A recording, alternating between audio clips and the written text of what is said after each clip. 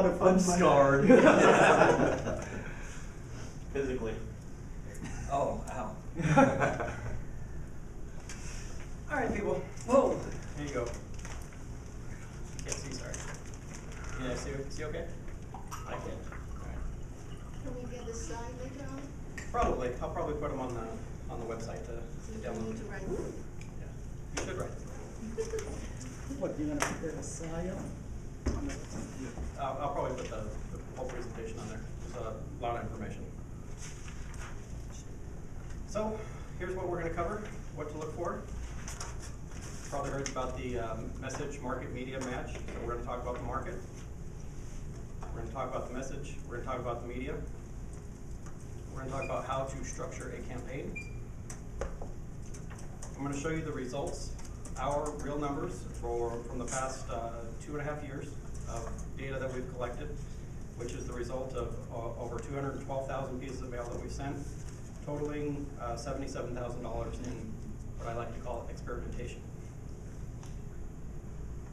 And if we have time to it, I'll quickly go over our deal funnel, how we process leads and push them through each phase, things that help us keep organized. So real quick, in the beginning, when I first got started, I did everything that I could think of, including Penny Saver, which did really well for quite a while. Lead subscription sites, which Aaron and I have talked about before.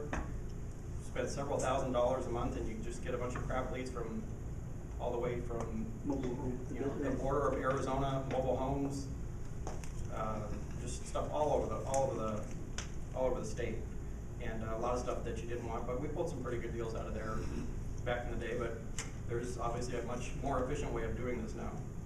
I've done bandit signs. Out driving around Temecula at 12 o'clock at night with my wife, making sure she's on the lookout for cops. So while she's putting up the signs.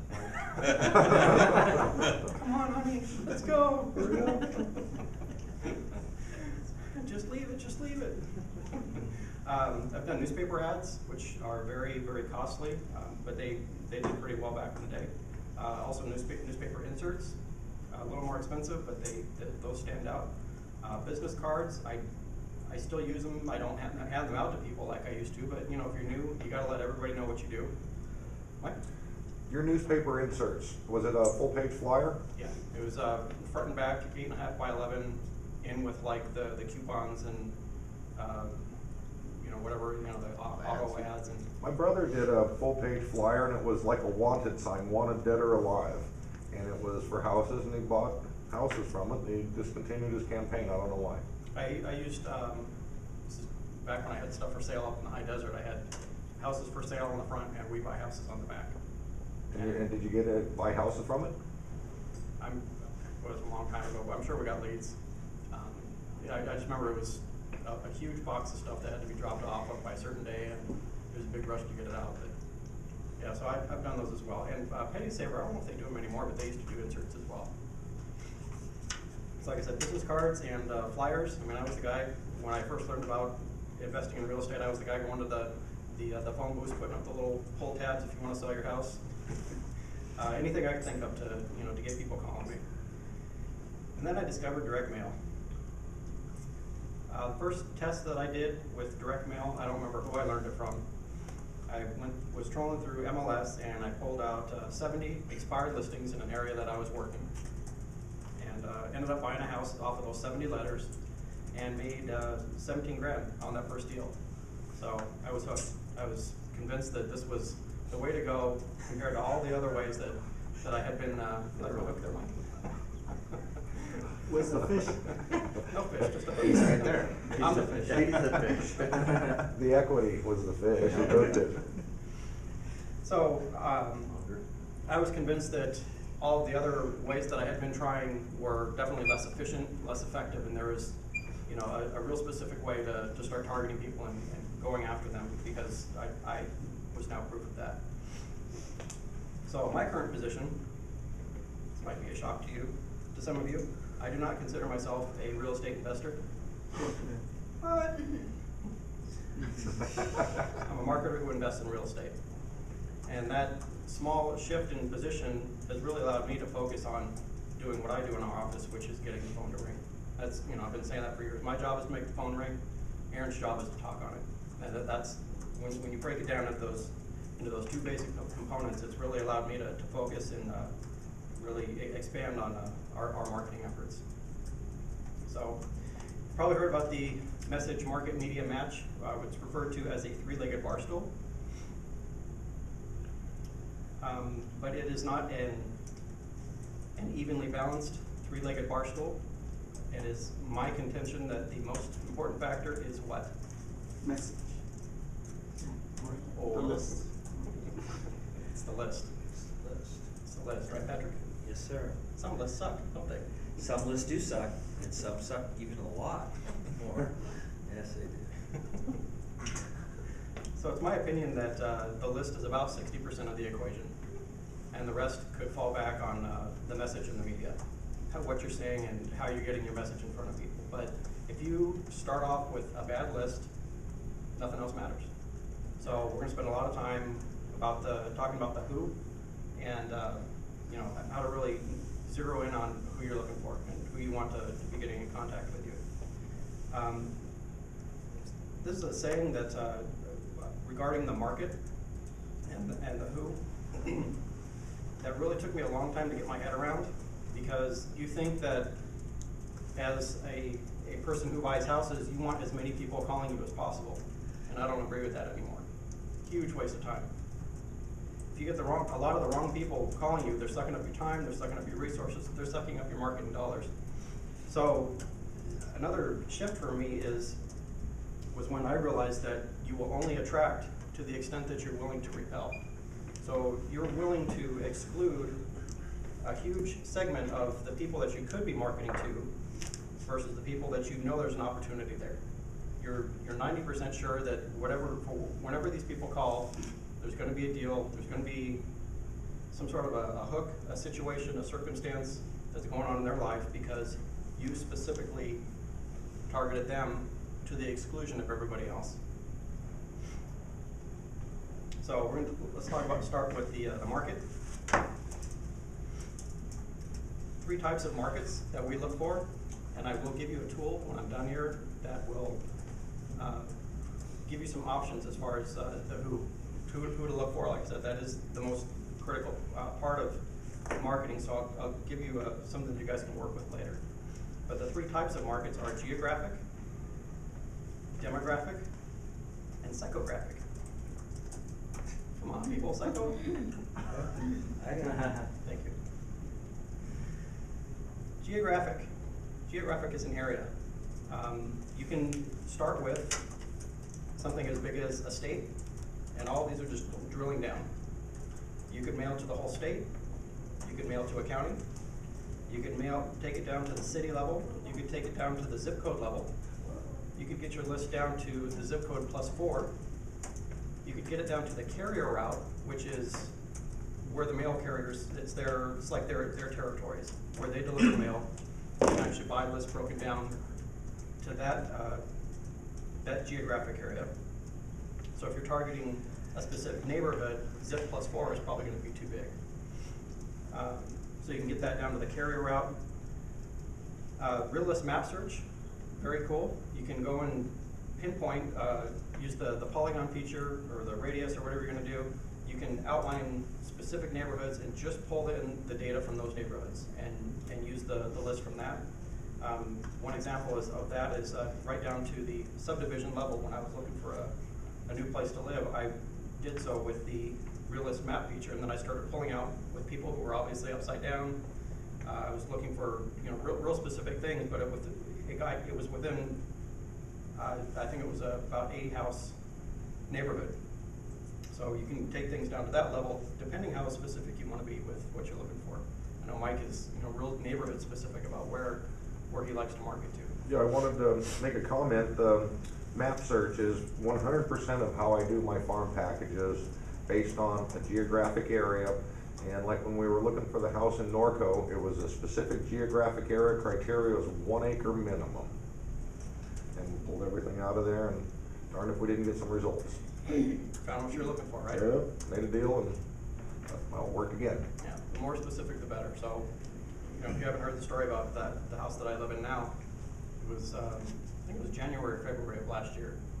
I decided that I was looking for a house in South Corona, less than 2,000 square feet, single story, 4-bedroom, 2-bath. I really wanted a 3-car garage, but didn't find it. And I was looking to buy something subject to. So I wanted somebody who owed $300,000 or less. It took me about 3 weeks before that showed up. But that was actually not even from marketing, it came straight out of the MLS. But I found exactly what I was looking for because I was being specific. Specific neighborhood, specific property, a specific loan balance, and today I live there. So there's good proof that the more specific the better, and Mike just backed me up on that with his Norco story. 4 bedrooms for all your kids and all that, right? Exactly. One for my dog, one for me, one for the office. So when you're more specific, you could target your letter, a lot more specific. Message, market, media, they all have to match, right?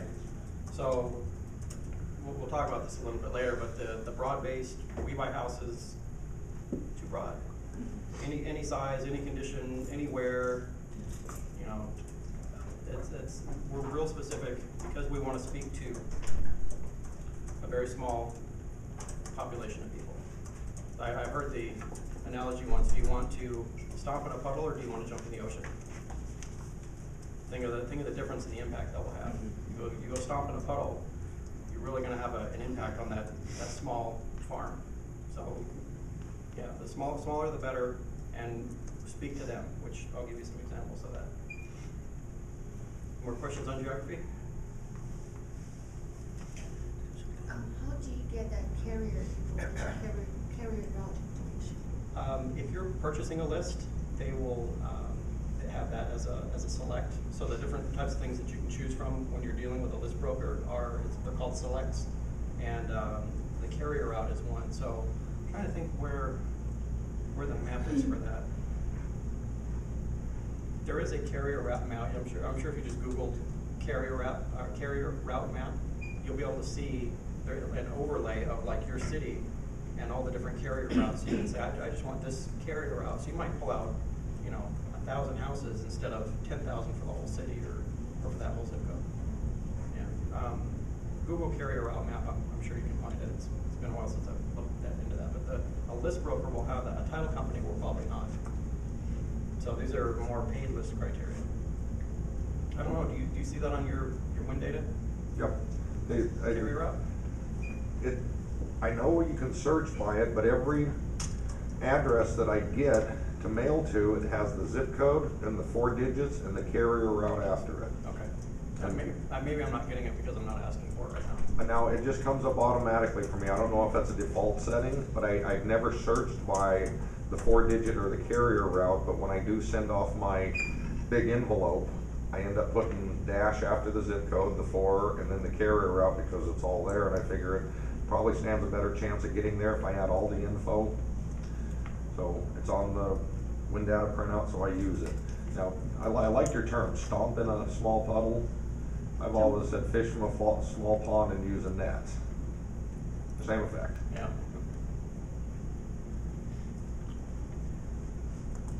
All right, so more geographic things that you might want to look for. These are things that you can pull right out of MLS. We talked about this on, I think it was on Thursday's call. Are things selling? What's pending? What's sold within the last 90 days? You don't want to go into an area where if you're trying to flip something, you're going to have trouble getting rid of it. Sometimes it's easy to buy in a neighborhood for a reason. It's because nothing's selling and you're the only buyer. So you want to kind of try to avoid areas like that. Look for what's selling, who's buying. At least every day, Aaron is bitching in our office about this so-and-so trustee sale buyer or this investment company bought this house in our farm. And after a while, you start to see the same names over and over again. So if you're having trouble finding buyers, or you want to know, are they mostly investors? Are they homeowners that are buying? Might give you an idea of what type of neighborhood you're dealing in also. Ryan, what's the number of standard sales you guys look for in an area to qualify for being able to get a good flip area? Mesrillo? Say it again? How many? Oh, pointer. what's the number of standard sales you guys look for in an area to qualify it as a good area to flip? 3, 5 in the last 90 days? I like to look at the overall condition of the market, how many are pending. If there's a ton of pending, Yeah. that means there's buyers out there looking, but if they've been on the market for a long time, it might mean banks are redlining and not lending in that area, which is supposedly illegal, but you know, they don't care. Yeah. So I wanna see a couple. If I see 2 standard sales, Yeah. then I would look at them and see, were they investor flips? Yeah. What kind of sales were they? Why did they, I'm gonna go in and look at that further and investigate it and see what kind of houses are selling, what was it listed for, what did it sell for? So if it was listed for 120 and sold for 100, Yeah. I mean, that's a significant discount, especially if it was an investor rehab. Yeah, exactly. And this guy was expecting to make 120 on it, he sold it for 100. He probably realized, I just need to dump this thing because this market's not good. Exactly. So I'm looking at the whole picture. How many actives? How much of those actives? How many are short sales? If I'm in a neighborhood and I have the only standard sale and it's a lot of short sales and REOs, Yep. I know my house is going to sell it at probably at a better price because I got the best product on the market. Yeah. So, and it's easy to get into my house. There's no short sale waiting period. It doesn't need, REOs, they typically need everything. Yeah. So I'm looking at the big picture, Okay. everything. How many actives, what kind of actives, how many pending, what's pending, how many standards, and Yeah. I don't want to be in an area where there's 1 or 2 standard sales Okay. and they're, some owner occupied, they've owned it for 20 years, they just want to dump it. I want to see the investor rehabs and flips. Yeah. I've seen a lot of that lately as far as the standard sale is just an owner occupied, owner for 20 years or something. Have you seen a lot of that? I Seen do, that and I see coming up? people they just dumping houses. Yeah. They've lived it forever, they paid 35 grand for it, Yeah. they sold it for 70, they're happy. Yeah, yeah. Was it worth 70? Probably, in the condition that it is, but if Sure. it was a rehab flip, you might be expecting to flip that for 100, 110, 120. Yeah. And if I don't see houses selling at 3.2, selling under 100, it's Yeah. probably not a good market. Yeah. So you gotta be really careful when you're looking at Yeah. that and see, oh, there's no standard sales, I'll be the only one. Well, there's a reason. Yeah, exactly. Good. Yes, sir. So the other thing that we look for is the market, is your farm going up or down? Good to know. I ended up in doing a lot of business in the high desert at the time because things were going up at like 29% a year when I first got started and started analyzing this data. Now it's hard to find any areas that are going up over the last year, but the resource that we use for that is DQ News. It's free and it's updated monthly, and it's down to the zip code level, not the city level. So you don't want to take all of Riverside. You can pick out the better performing zip codes and target those. But watch it because, like I said, the markets change monthly. They're about a month behind by the time they get to their site, but we actually pull their data right into our system. So when we're looking at a lead, it'll tell us what DQ News says about that particular area right now. What does DQ stand for? Data quick. Data quick. Right off. So it's the LA Times city report or something like LA Times zip code report. I think it is on the when you look on the left. Untitled, they have Untitled city report. Oh, the Celtic California. Yeah, it goes up to from Santa Barbara down to San Diego, I believe. Is there a website, ddq.com, DQ News? DQ News. DQnews.com. Yeah, I think so. Yeah. You just Google it and say DQ News and it'll come up. Yeah, it's a monthly report, and you definitely want to watch that stuff. Don't continue buying areas that are, on the decline. Or if you are, watch your prices, which is the next point. Is we try to stay within median, plus or minus 20%, according to what DQ News says that month. So, like I said, when we're looking at a lead in our system, it'll tell us not only is what the percentage change in the prices are, but what the median value is. So we're not going to buy a $400,000 house in a $200,000 median. The median is the median for a reason. That's where everybody's buying. Gives you the total home sales too, which helps. Gives you the number, right? See what activity is. Activity. You can see, is that, and that's, you got to really watch that too. You're right. If that median and that price change is based on 5 sales, Yeah. you got skewed data. Or in what was I looking at the other day? It was like Lido Island or Newport Beach or one of those. I mean, it it was, you know, the median was like, or maybe it was Malibu. The median was like 5.2 million, but it was based on like 3 sales. So very biased. So check the number of sales also to make sure that, you know, are you looking at a healthy sampling of what's going on in the market. So we try to stay plus, particularly for retail. Wholesale, I don't care. We're not writing a check, so that's not really my responsibility. But if we're going to retail something, we definitely want to be plus or minus 20% within the median. Days on market, if things are sitting for a long time, again, there could appear to be a lot of activity because there's a lot of listings, but are they selling? So how long are things sitting? Go back and look at the sales for the last 60, 90, 180 days. How long are things taking to sell? Are they sitting out there forever? Like Aaron said, you might have a problem with redlining in that area. And I'd look at the list date, because it might say it was on the market for 12 days, but as soon as it goes pending, the days stop counting.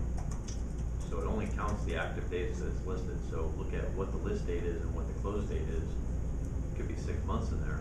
You don't know. Say 28 days on market. Don't count the active. You can also click on, well, this is for our MLS.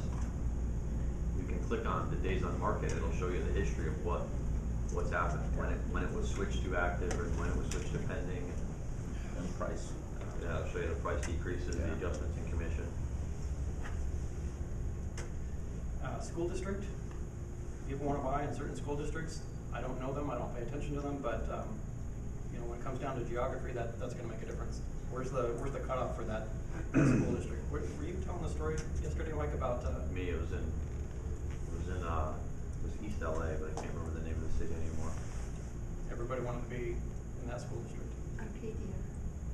Arcadia? Is there a It's school gonna be district map part to of get the somewhere city. where we know the boundaries? They actually say now in the MLS they have the school district. Oh. Put them in there now. Yeah, I find that the school district is a huge concern for renters and buyers. I know in the market that I work in San Bernardino, it's the Marshall School District. Everybody wants their kids in. And an example in Altaloma, or Rancho Cucamonga, they combined it long ago. Baseline is the cutoff, and there's an area of Altaloma, a rancho, that has the same tract of homes north and south of baseline, and depending on where the market's at any given time, there's a $20,000 to $40,000 difference for the same house, different school district. It's right across the street. The house we flipped was in Temple City.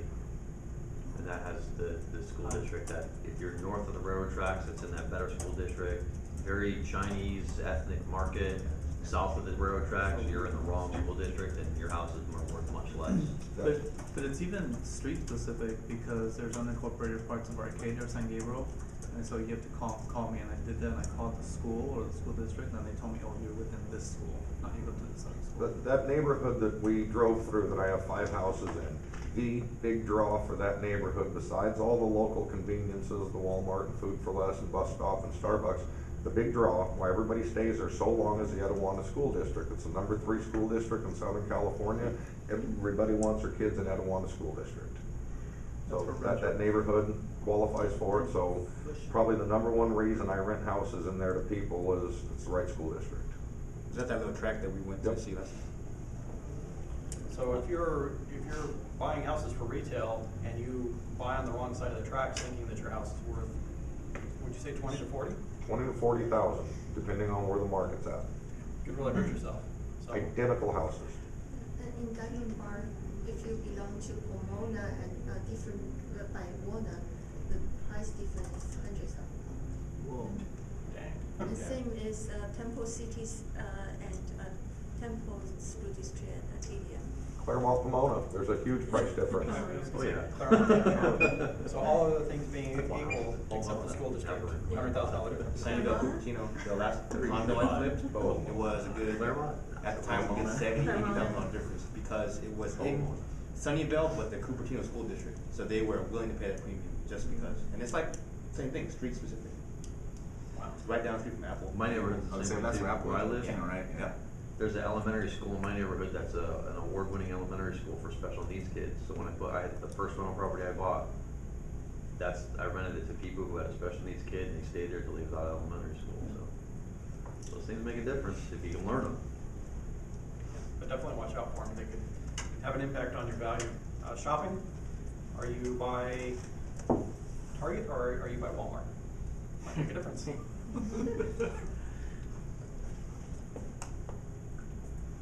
So the next set of selects that you can look into and ask for are property characteristics.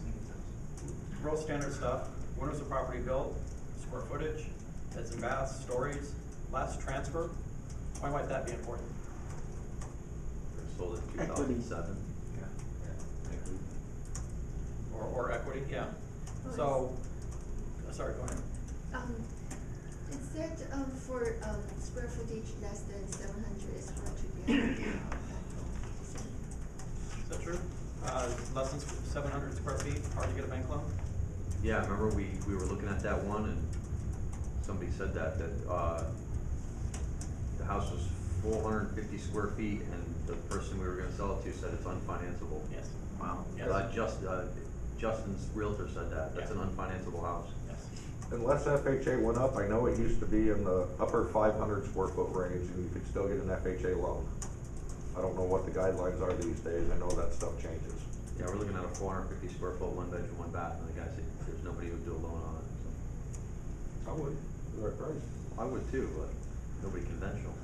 So who was it yesterday that was complaining that they're getting calls, was it you, Tim, that you're getting calls from investors who just bought it? You were talking to somebody that just bought the property recently and they called you and they're like, oh, I didn't really want to sell it, I just bought it. I've had that happen to me before because of not having the last transfer in there. They bought it in like 09. Right, they're upside down. Yeah. Dude, I don't know what's That's happening. one of the things that I do, because I don't search by date acquired. Yeah. If I'm pulling all the absentee owners, but then I blow it up into a full page, and anything that's post 2003, don't print it. Okay, yeah. So I manually sift and sort through them. Yeah. Because once again, if it bucks something a letter, why am I sending to people that I don't want their property? Exactly. We came to that conclusion pretty quickly that it's either a recent purchase, was probably with equity anyway, it's probably an investor, or they have no equity. So either way, they're disqualified from anything that we might be interested in. Yeah. But on any of these property characteristics, you can pull ranges. So rather than Mike saying nothing after 2003, what if you were specifically looking for something subject to where maybe you can pull between 2000 and 2004. The square footage, we do ranges. We don't go below 800, I think, is our bottom, up to 2000 on certain of our campaigns. So again, be specific, know what you're looking for, because you're going to have a lot less waste in your marketing budget by, like I said, excluding everything else. You will only attract to the extent that you're willing to exclude. And these are a lot of the things that you can do so easily. Use code, be careful with this one. I'll tell you my story of that in a minute, but are you looking for single families? Are you looking for only condos? PUD is a Planned unit development? planned unit. Development, multifamily, land. If you don't tell them what you're looking for, they will give you everything. Keep in mind, their job is to sell you data. So, Year after year, we make money off condos Yeah. in the 5-figure range, year after year. Mike, I find it interesting, at least with the data source that I use, my Win data, if I'm looking for 2 units, and I put in that as my criteria, it pulls up all the 2 units, it does not pull up duplexes. If I'm looking 2 to 10 units, it doesn't pull up duplex, triplex, quadplex, to where I have to add those as separate searches. So you may be eliminating stuff and not even knowing it by using the right words there. And I always thought that a quadplex would be the equivalent of 4 units. Not in the database world, it's not. There's 2 separate fields for that, one for the use code and one for the number of units. pools. If you don't like pools, if you're looking for rental properties and you don't like pools, exclude them. These are, again, things that you can be very specific on what you don't want. It's almost easier if you know what you don't want than it is if you know what you do want. So if you know that you don't want 3,000 square foot houses, cut off your square foot cap, and then you're going to end up somewhere in the middle on all these characteristics here. Market, demographic. So we covered geographic. Let's look at demographics. Demographics has more to do with the seller. Who are the people? you know that you can buy a list of absentee owners who are over the age of 65, or over the age of 64, or over the age of 63? Would that make a difference? Sure. Might they have equity? Might they be more inclined to sell? So you can start adding to, you know, the specificity of your list with now the who, not just the property, or the geography of the property. How long have they owned it? This is a big one. So like I said, I think we don't mail anything that's been purchased in the last 3 years. I think is our cutoff. Every time we pull a new list, I don't want it. It's probably an investor owned, or they're upside down already. But as I'll show you a little later, you can make some assumptions about how long somebody has owned a property as to whether or not they have equity. I did a mailer late 2008 for 6 months, up to 6 months from the time, the current date, specifically going after new landlords, knowing that the average landlord lasts 2.7 years in this business, and I knew there were some people that were already tired of rental properties. And I ended up buying the house on Pico, got a great deal on it. In fact, the guy left a lot of money on the table that he had hard money invested in the house. So there is a whole segment of society that's going into the rental business that is not going to make it to that 2.7 year mark. It's going to be looking to sell. So that is a worthy search. I did get some results out of it, and I will be mailing to that again in the future. So how about absentee owners paid cash 3 years ago in a geography that you want? Yep. You think you're going to find some people in the situation that Mike just described? Yep. Pretty likely. About the time they're doing their first eviction. Yeah. Thank God they don't want to do it. Yeah. So number of years owned. I'll show you our statistic that I found on that. Residents, do they live in state or do they live out of state? Is somebody who lives in state more inclined to come and deal with problems on the property than somebody who lives in New York? Out of state's best. What's that? I said out of state is best. Right. And you can certainly segment your list that way. Maybe even speak to your in-state sellers differently than you speak to your out-of-state sellers about the hassles of out-of-state property management. Mortgage, yes, you can still get this information, just not free. The mortgage amount and the origination date. So just because somebody has a loan on a property that shows $200,000 and a $200,000 median, would they have equity if that loan was 15 years old? Right, pay down some. So origination date is something else that you can look for. It's okay if they have a loan on the property, just make sure it's not new. And also the amount, you probably want to play with those in combination depending on what you're looking for, what you're trying to buy. Gender. Might you speak to a man differently than you speak to a woman? My observation is that 70% of the people who call, may not people that are tenants, may not necessarily be that it's just a single female, but the ones who call are female. So might you gear an ad more toward female? What do they care about? Schools, safety, shopping? If they're the ones who are calling, they're the ones who saw the ad. So my observation is that on our tenants, it's usually about 70% female that are the ones that are actually making the call, not men. So, you know, you would speak to them differently, and you could do the same thing with sellers. I don't like the Mr., Ms., Mrs. For the same reason that Mike said. You don't know, especially with females. Are they married? Are they not married? People get offended. Sometimes you don't know. Sometimes you can't tell by the name what gender they are. And sometimes your list brokers are wrong. Sometimes you can't tell. Not just saying. What is it? What is that? Sometimes you can look at them and not know. Yeah. San Francisco. Thailand. Easy. Lady boys, right, Tim? Tim knows apparently. And what are you selling? I don't know if you go to Thailand more than I do. When it comes to buying a house, who makes the decision? Usually the wife. Right. Yeah. Kitchen and bath. The ads, right? So if you're creating an ad to sell a house, speak to the woman's interests, not the man's. He may be paying for it, but believe me, she's calling the shots. Man wears the pants, she controls the zipper. That's something new. All right. Very So who's calling? Here are some interesting stats out of our system. These are on properties that we have actually purchased.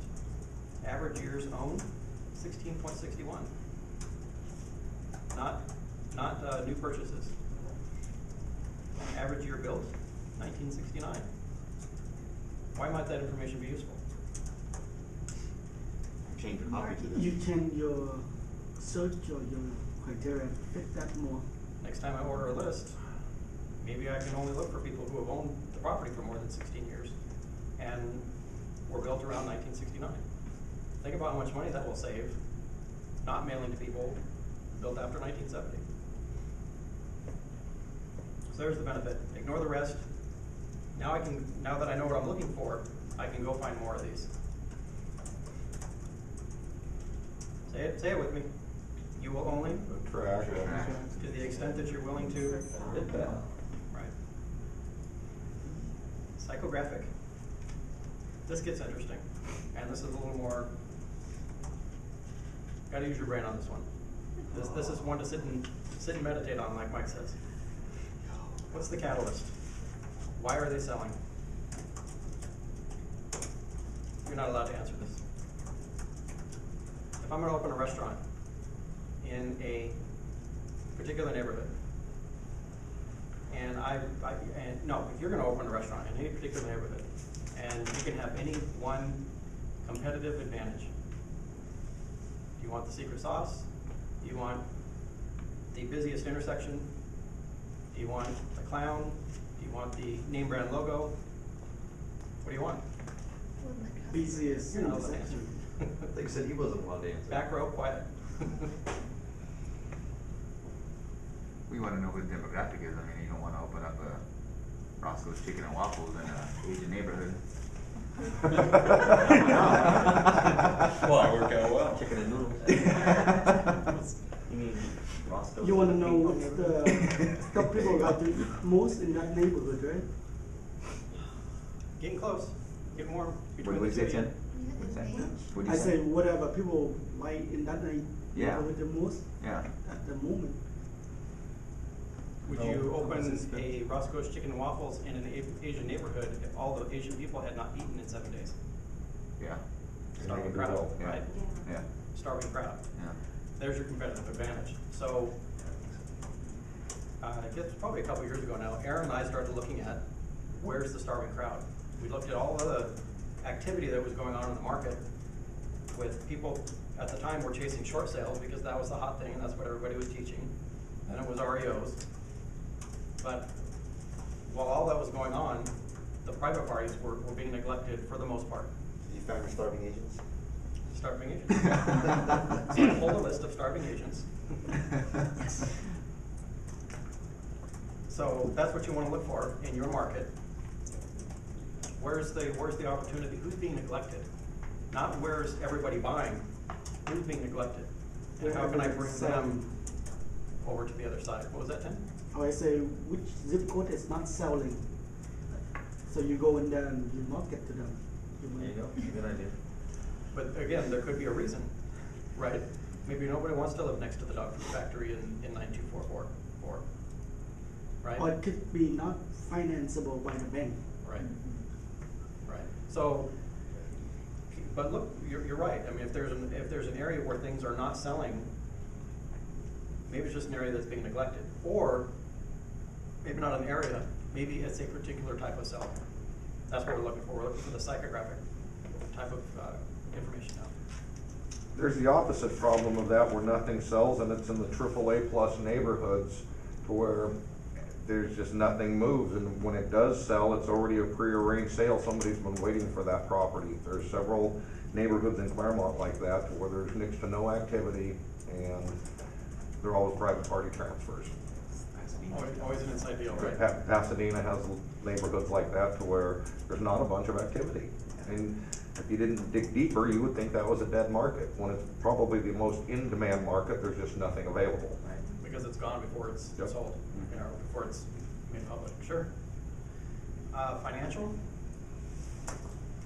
This is kind of an easy one, but, you know, from a psychographic standpoint, what type of catalyst might fall under financial? Somebody's got a mortgage that they can't pay anymore. Doesn't mean they're upside down. Life happens, right? Lost my job. I had 10 ribs removed in my last surgery. A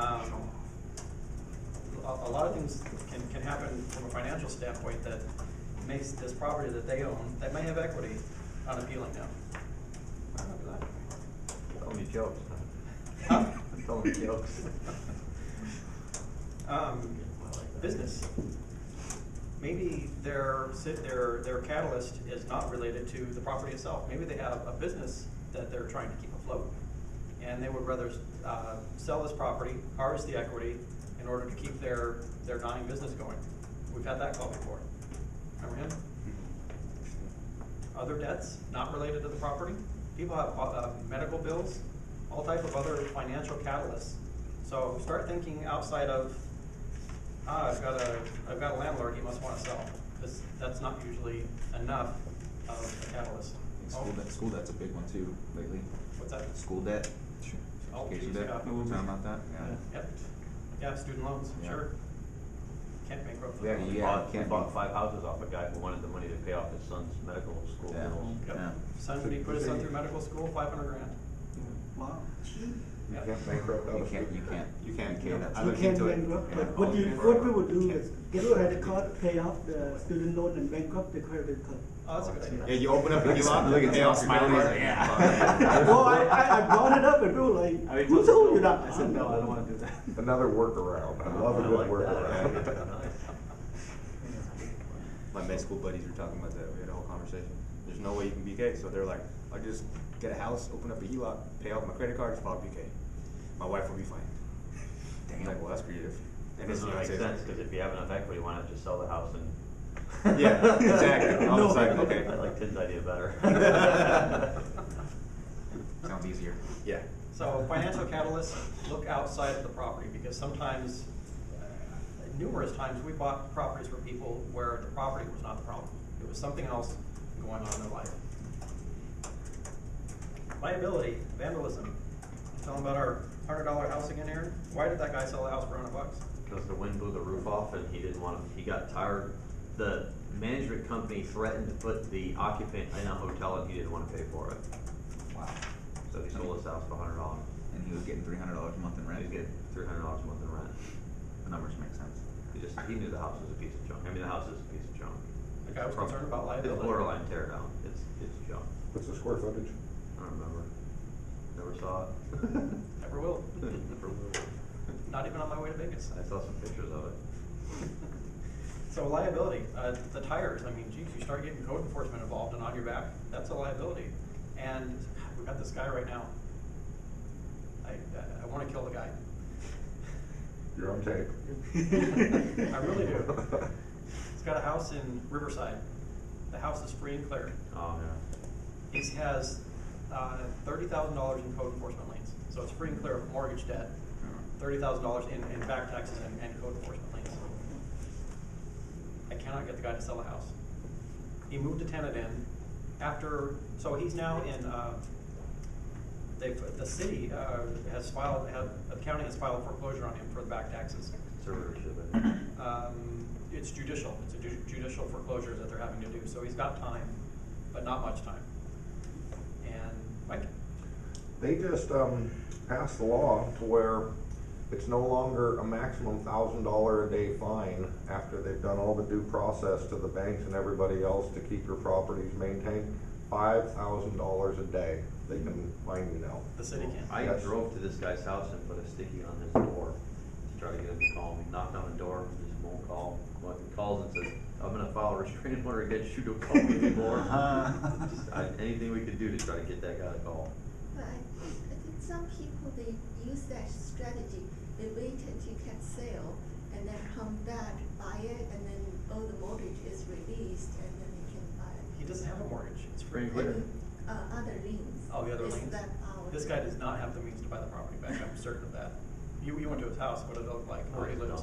Yeah, it's junker. This guy does not have the money to do anything with his property, and he will not sell it to us, and he's got, it's probably open, I don't know, 150, 160 house. He lives on a corner lot in Fullerton, major intersection with no trespassing signs all over. There's 2 houses on the lot, there's no trespassing signs on both of them. And it's all fenced in, like a little compound, and it's just, the front house is 1920s, just absolute junker.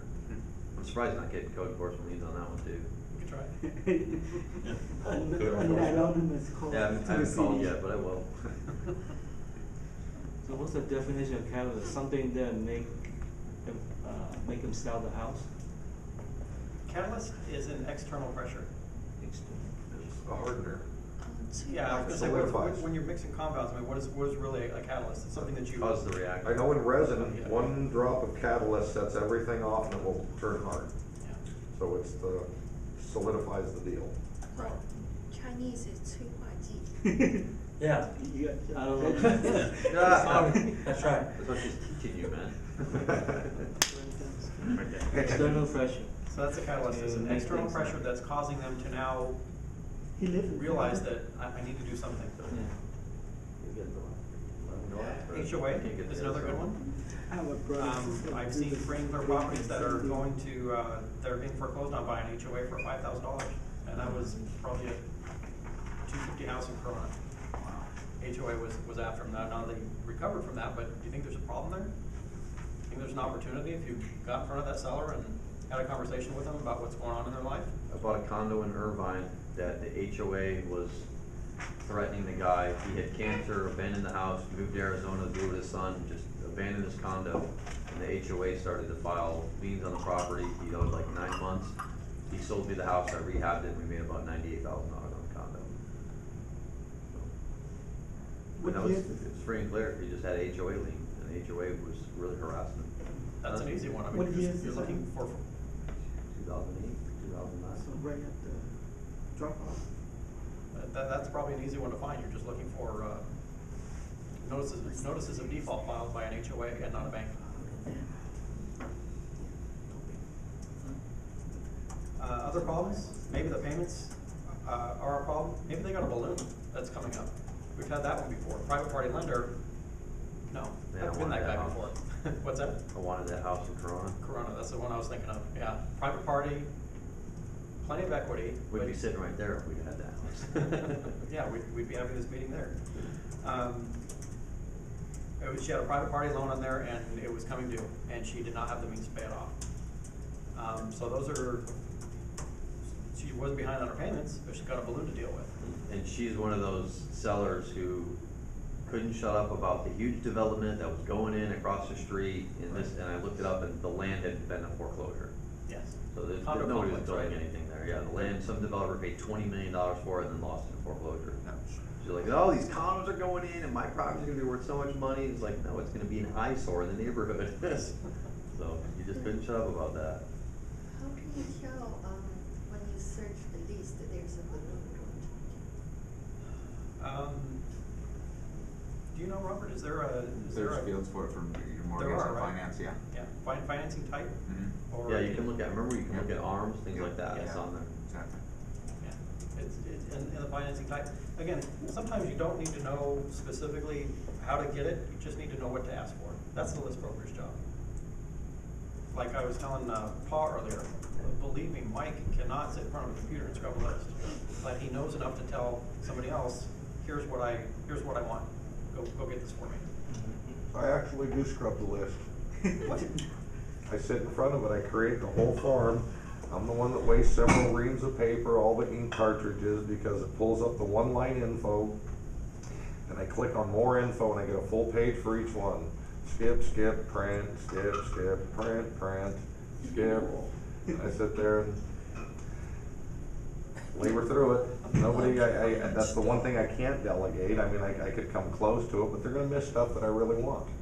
And I think if that's the one that gets eliminated for whatever reason, and then there's always an exception to every criteria that I have.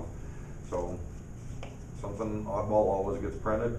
And as I'm going through that stuff, I also see people that I know, competitors that I don't want to mail to.